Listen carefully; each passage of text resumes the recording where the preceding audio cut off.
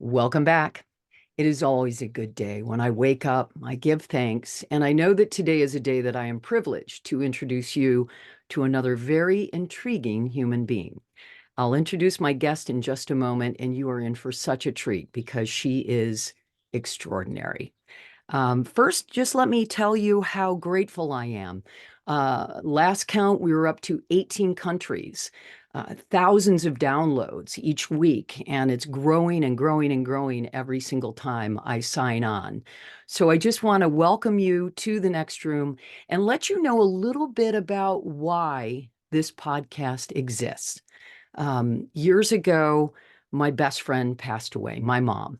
And in my just crazy, nuts, unexplained grief, I went into a deep dive. I tried to figure out where it is that she had gone and how I could communicate with her. And I kept talking to her the whole time. And then very interesting things would occur. And I would start to get signs and I would be able to hear her. And she was leaving me things like dimes. And so the podcast was kind of born from her leaving and my grief and somewhere where I could park it.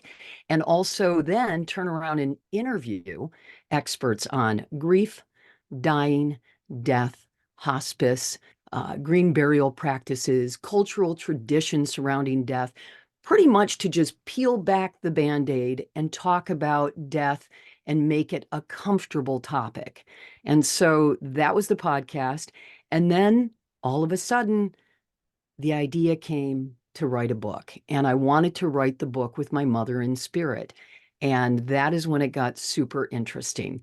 So the Next Room book is our book. She is my co-author. It is available everywhere you find your books.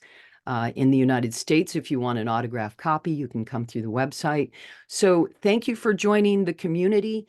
Facebook is growing every single time I go on. We're a rising creator because of all the shares that you're doing with the content I'm posting. The YouTube channel, just nicely getting started, but it is starting to grow. I'm on Twitter, which is now called X, if you want to follow me there. LinkedIn, pretty much anywhere you can find The Next Room with Jane Asher. So I'm really grateful that you're along for the ride. Okay, my guess, that's enough of Jane. I am so excited. I was invited to be on Beyond the Reiki Gateway podcast, and the guest or the host of the show is Andrea Kennedy. And she is, wow, I have to say, probably one of the best interviewers I have ever met. And I have been in broadcasting for 40 years, and a lot of people have interviewed me. And of course, I interview people every week. Um, I was learning from her because she is so skilled at listening and extracting very interesting information out of her guests. So immediately while I'm on her show, I'm like, oh my gosh, I have to have her on my show. So she is joining me today. Her podcast is called Beyond the Reiki Gateway Podcast. You can find it anywhere. I encourage you to download it, sign up for it, do all of that. She's also the founder of Mainstream Reiki, and she is an absolute delight.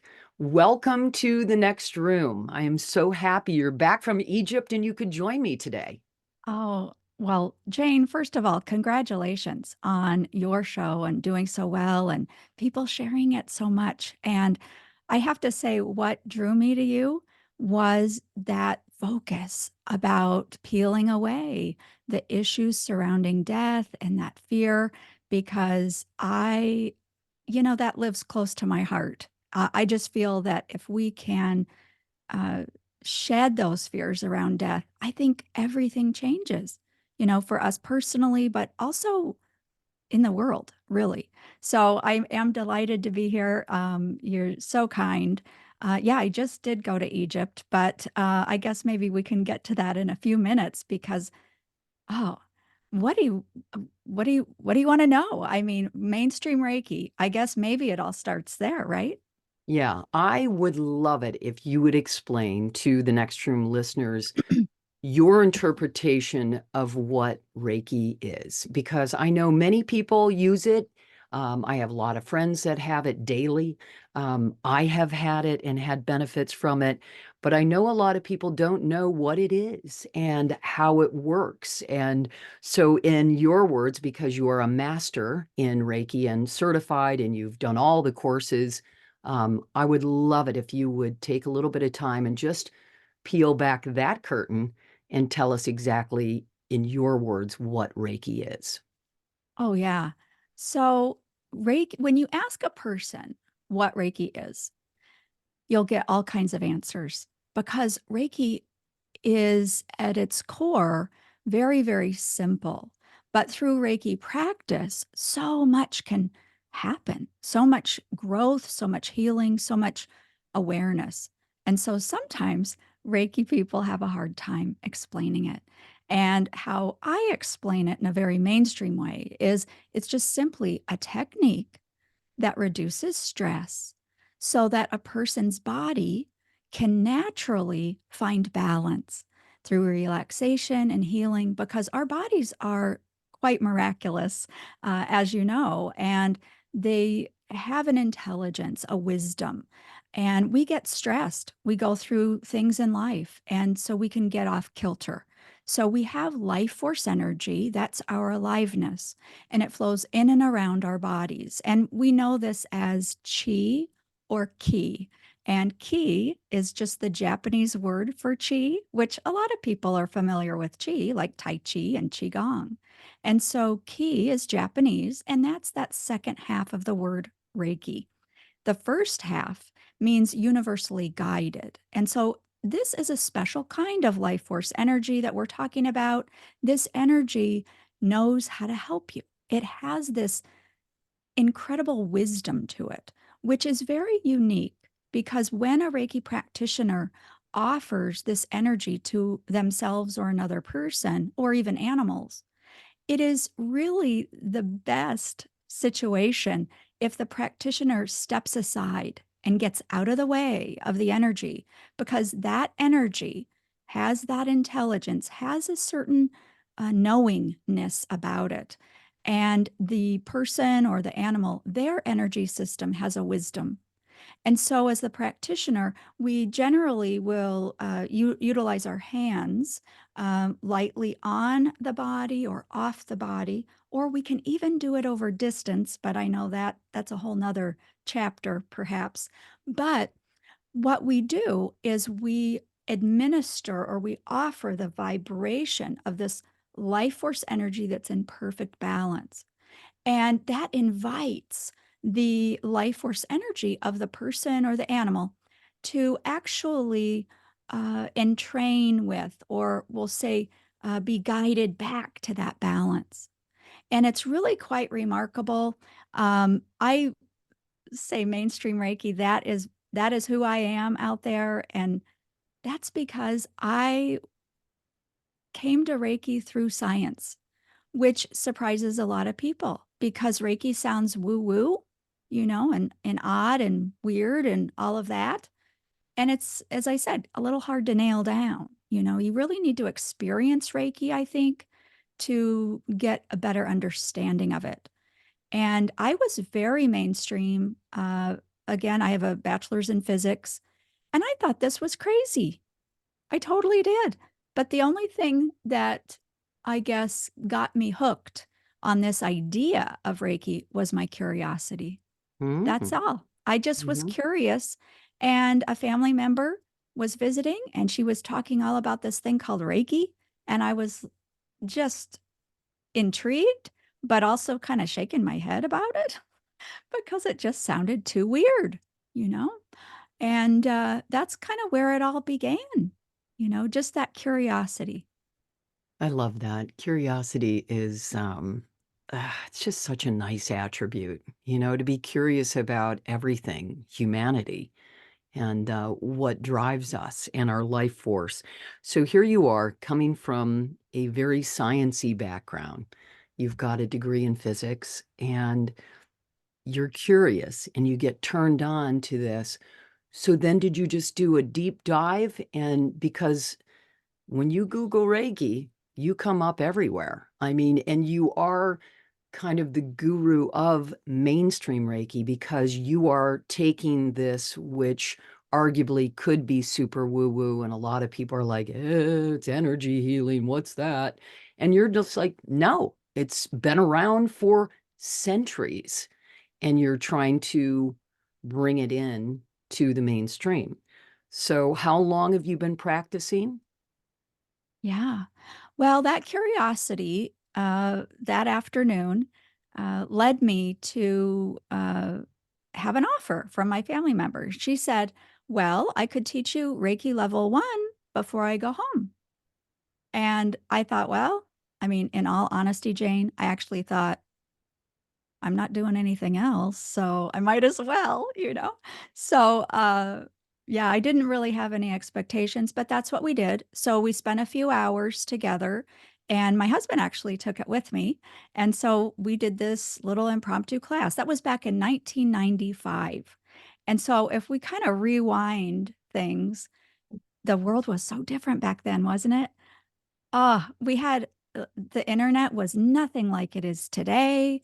We had very limited books on Reiki, or uh, there was like nothing out there. And she was the only person on the planet that I knew did Reiki, or knew Reiki or could teach it.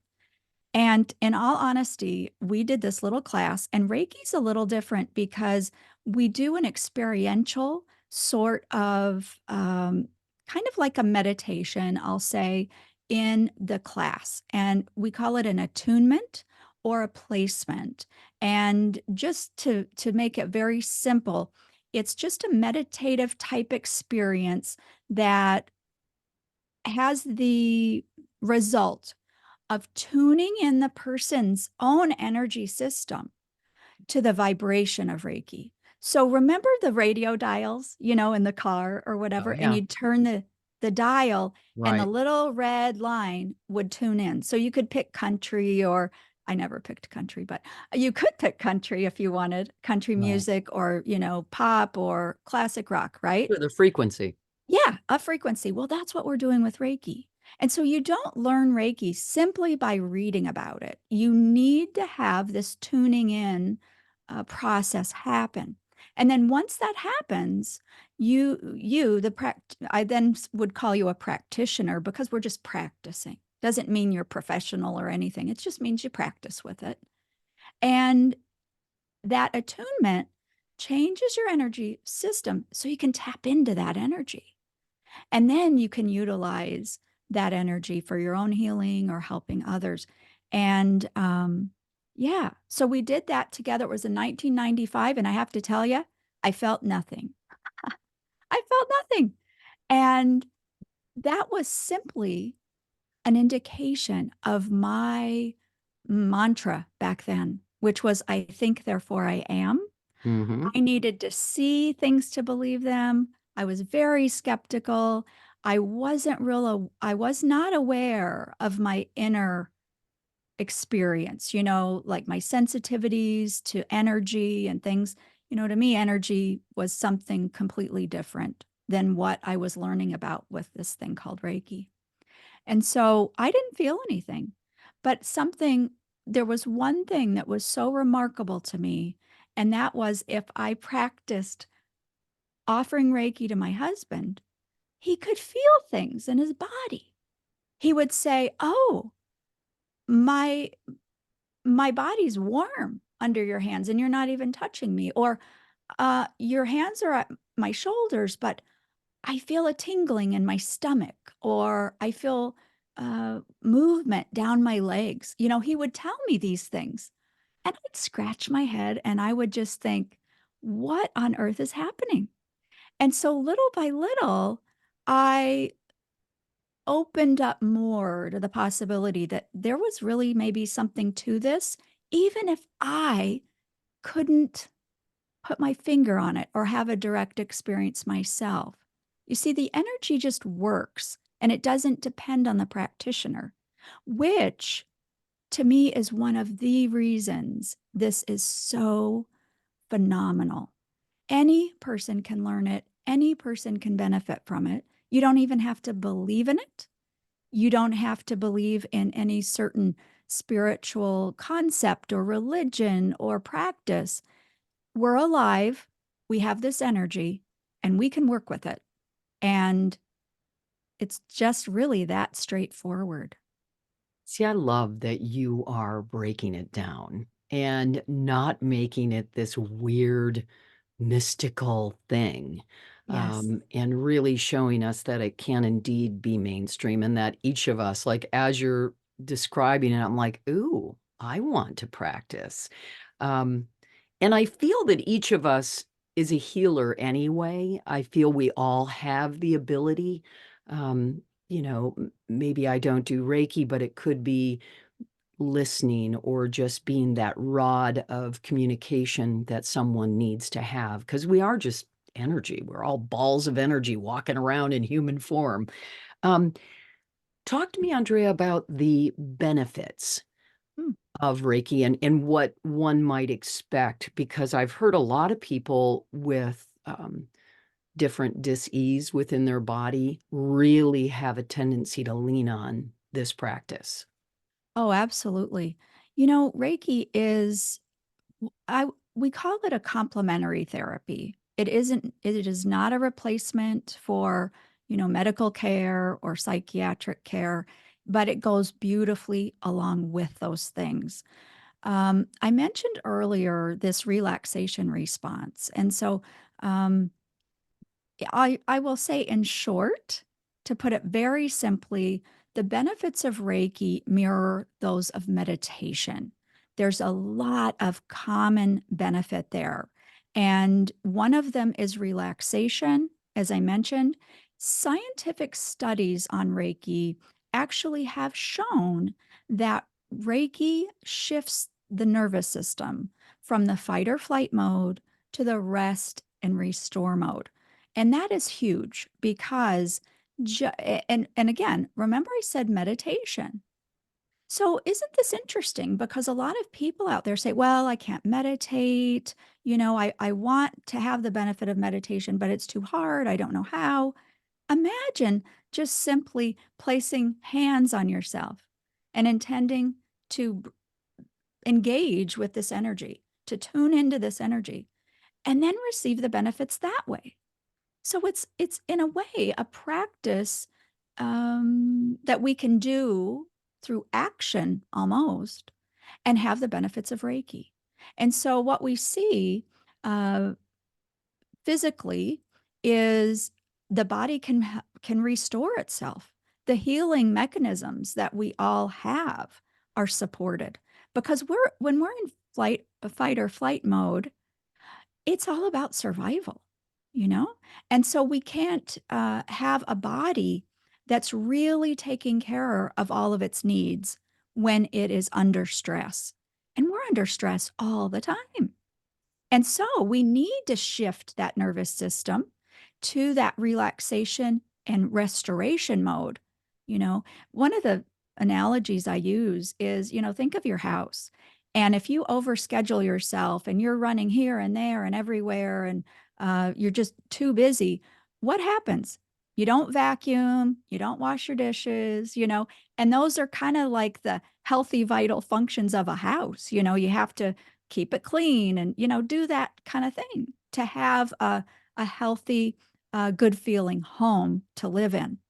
But when you relax, when you start canceling your obligations and you can spend more time, downtime, I'll say, then you can get to the dishes, then you can vacuum, then you can take care of the chores that help make your home healthy and happy.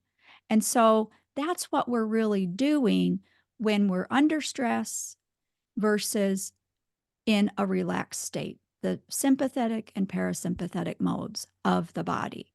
So, and lastly, I'll say, there are benefits that are physical, mental, emotional, and spiritual.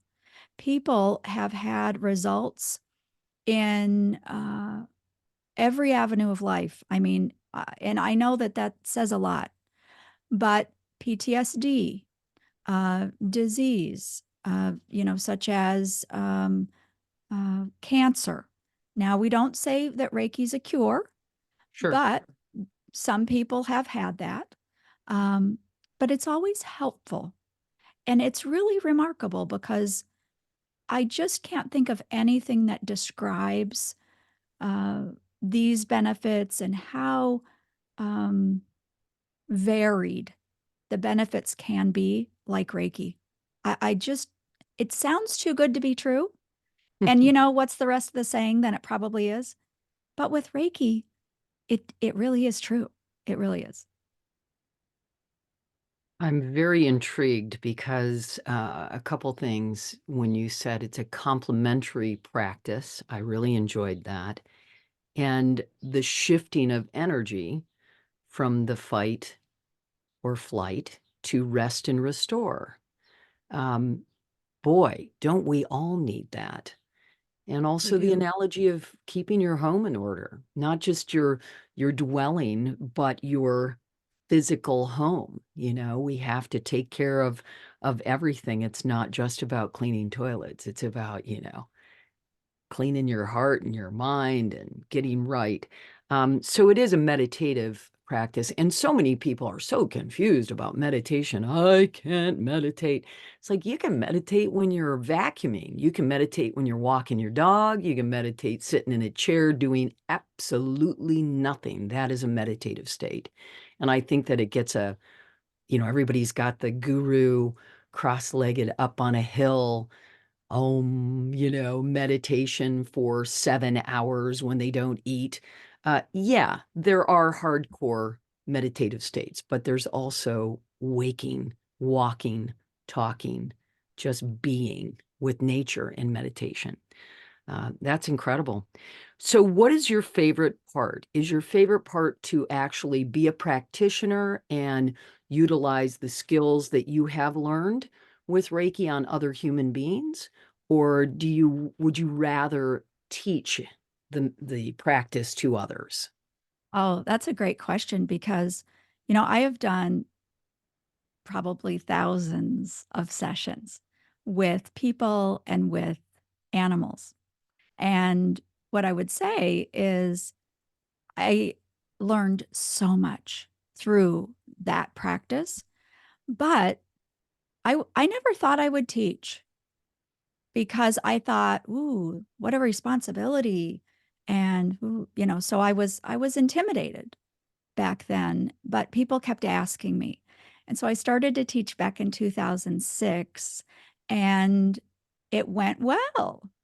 And so I did find out I really loved it. The joy of teaching for me is to help people uh, find a better way for themselves, you know? Possibilities open up for people when they learn Reiki. And so I actually don't see clients individually for Reiki sessions anymore. I do channeling one-on-one for them. So I tap in and actually channel guidance for them. So we do spiritual mentoring type sessions. My joy is teaching Reiki, the actual teaching. And before the pandemic, I taught in person. And, you know, now I teach online. And people might say, well, that can't be as good. And I have to tell you, I think it's better for what I'm teaching because everybody is in their own environment. So they're relaxed, right? And if they had to travel or get up early and come to class and be physically present, you know what, how are we all there? You know, we're kind of self-conscious, you know, sitting with other people.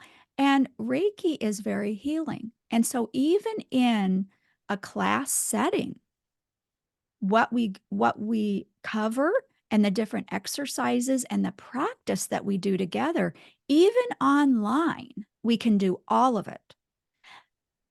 I will tell you, there are times when people release. One example is I had a student and we were online and we did a healing experience in the class. It's sort of like a meditation. Well, all the students turn off their videos and they mute. And when we came back from that, and I asked anybody to share if they wanted to about it, She said something I didn't expect. This was early on in my online teaching. And she said, I'm so glad that we're online. And so I was a little perplexed by that. And she said she didn't expect it, but during the meditation, she felt a huge upswell of grief that she'd been holding on to for years. And she let it out. And she said she sobbed and wailed and, cried, all of this. And she said, I would never have allowed myself to let that go if we were all together in person. She said I would have held on to it because I wouldn't want to disturb the other people in the class. And it was in that moment where I realized, wow, this is really powerful no matter how we gather. So whether, and to be honest, I don't even teach in person anymore. And one of the reasons for that is I have students from all over the world.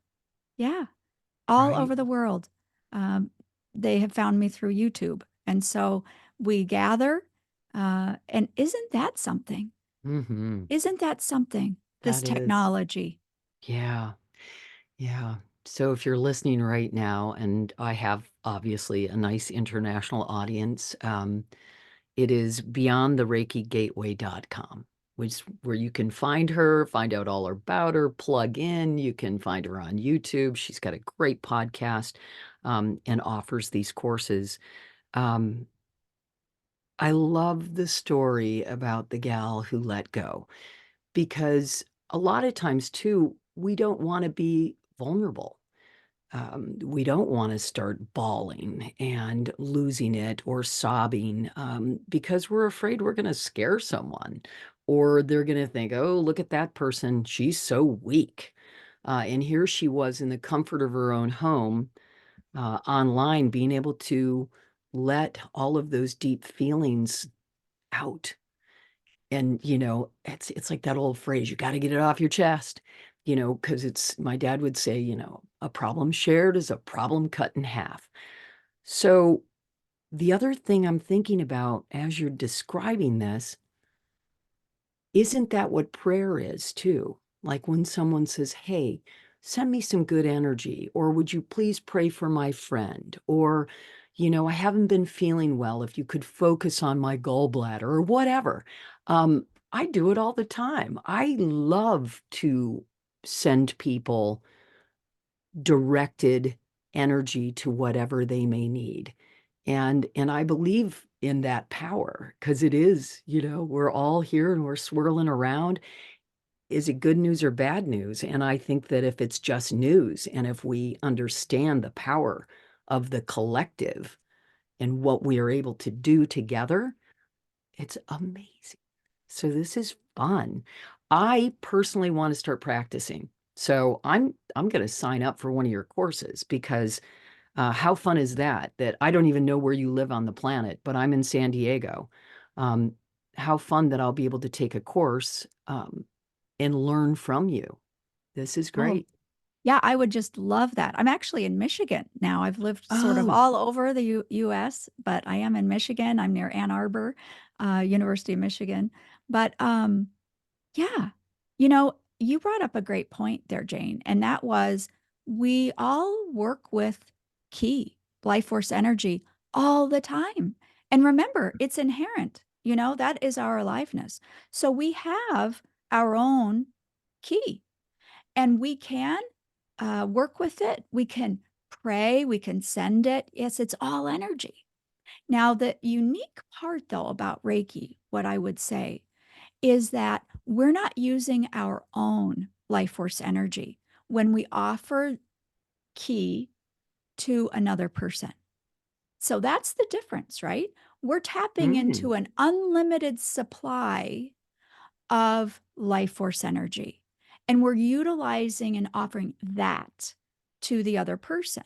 And so, all energy healers, so let me say that again, all energy healers use ki or life force energy in some way.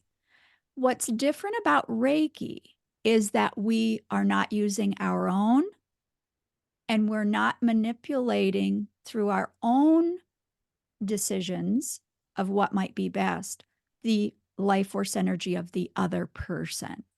What we're doing is we're tapping in to that unlimited supply. Some call it source energy.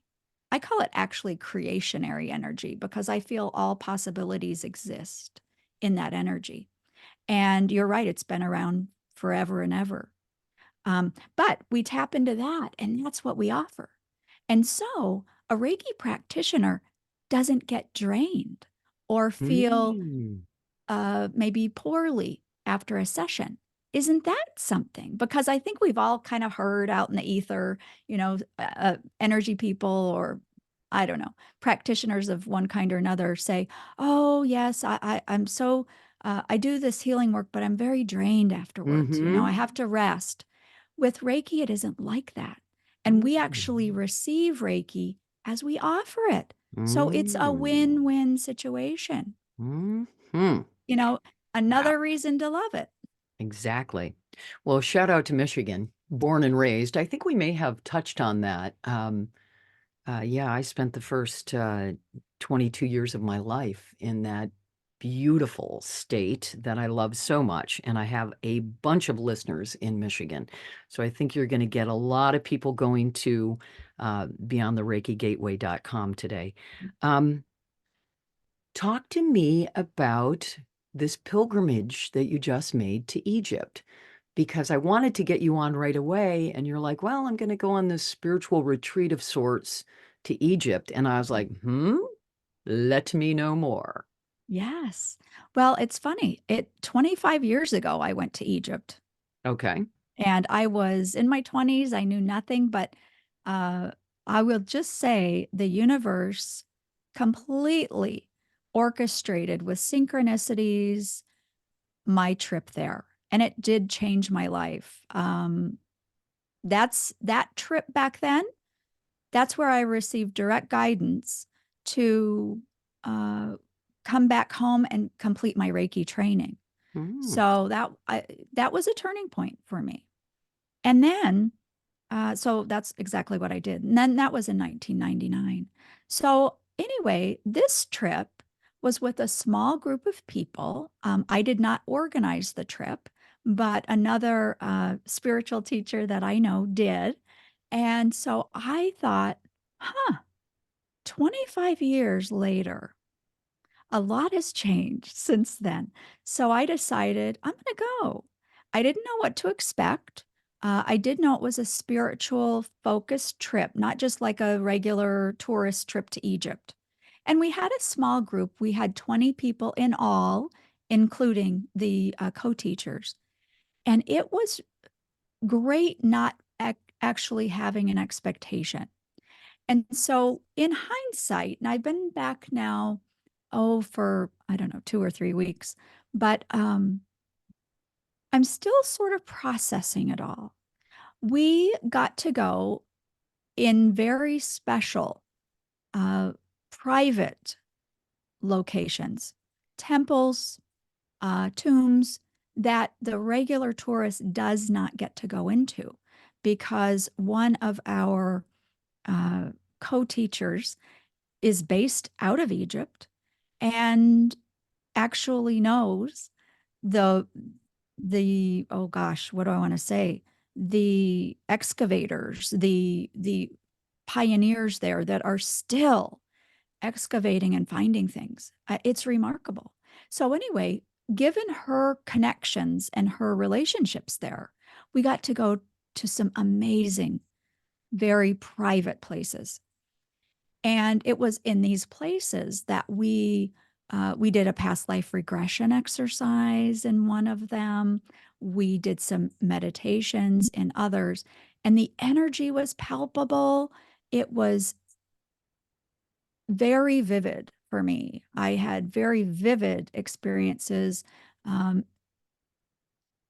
hearing, seeing, feeling in my body, changes and healings, and a lot of people say downloads, right? But guidance, inspiration. And as I said, I'm still processing that. But in a nutshell, I would say that what occurred for me was really taking apart everything that I've built, with mainstream Reiki, with Beyond the Reiki Gateway podcast, with I have a membership community. So there are a lot of different things that I am involved in. And I was very busy. And then I go to Egypt, totally different environment. I mean, fish out of water, right? Which I highly recommend for people. You don't have to go around the world, just get out of your normal routine. And what occurred for me was I really took all the pieces of everything that I've been working on and building toward. I took it all apart piece by piece and I really looked at it and I thought, is what is my motivation here? Um, what is my goal here? How do I feel about this? Is this a passion? Am I doing it just because I did it 6 months ago? Where am I with this? Is this built with integrity? Is this, I think you know what I mean. I just very much examined everything um, without assuming that anything had to remain the same. So it was very interesting for me. Very interesting. Good for Yeah. you. Yeah. It was a self-reflective trip. Yes. I think it's key to do that often, no matter where you travel on the planet, to just really take a good look at what you're offering and, your soul's purpose. That's a pretty big thing to hang on to. But boy, I'm so enjoying this conversation. You're just going to have to come back on so I can have you on again. Um, I will put all of the links for everything, obviously, on the show page. It's beyondthereikigateway.com, mainstream Reiki. And as you can hear, she's just a very soothing individual. And I am just so grateful that you would join me today on the next room. I do have a question for you. I love to ask individuals this. What is it that you hope, dream, pray is waiting for you when you finish this earthly trip that you're on and you cross over to what I like to refer to as the next room? Oh, I don't know. I think when that time comes for me, I want to, wow, that's a great question. I I think I'm just open. I really do not fear transitioning. I do not. I let that fear go many years ago. And I'm excited in a way. That might be kind of strange to say, but I'm excited to really finally see and experience what's over there because I've done a lot of thinking about it, a lot of pondering about it, and talking to people with near-death experiences and things like that. And I'm just excited because I feel as though answers to things I've been curious about, I finally get to find those answers. And that is exciting to me. Well, I will say that I have never had anyone say that they're excited. I think that's great. I love that. That's part of your curiosity too. It's like, although you're loving this portion of the program you're having right now, you don't fear it and you're excited to plug back into all that is. Um, Thank you so much for joining me today. You've been listening to The Next Room. My guest is, I've been calling you Andrea. Is it Andrea? I, Andrea? I typically go by Andrea. Yeah. Andrea. You know, But that's, whatever you want to yeah. say, Jane, is Well, it's just funny. fine. I know an old Andrea from high school, and then I have an Andrea. So it's like I think I'm like, oh, I hope I didn't mispronounce her name. Um, Andrea Kennedy, beyondthereikigateway.com is where you can find her. And thank you so much for sharing your knowledge and for sharing all that you know and what you've been learning about this amazing energy source. It sounds very, very cool. And it really is lovely that you would kind of take it to the mainstream. Yeah. Thank you so much, Jane, for inviting me. And, I just think that we're in such a wonderful time on the planet right now. And more people are opening to new things and new possibilities. And so thank you for doing your show. And it's been a joy to meet you and to be here with you again. Thank you. You're very welcome. Thank you for tuning in to the next room. I will be back again next week, God willing, as my mother would love to say. So thanks again to my guest, and I will post all the links so you can find out everything you ever wanted to know about Reiki, but perhaps were afraid to ask. And if you can do anything or be anything, please be kind. Thanks again for tuning in.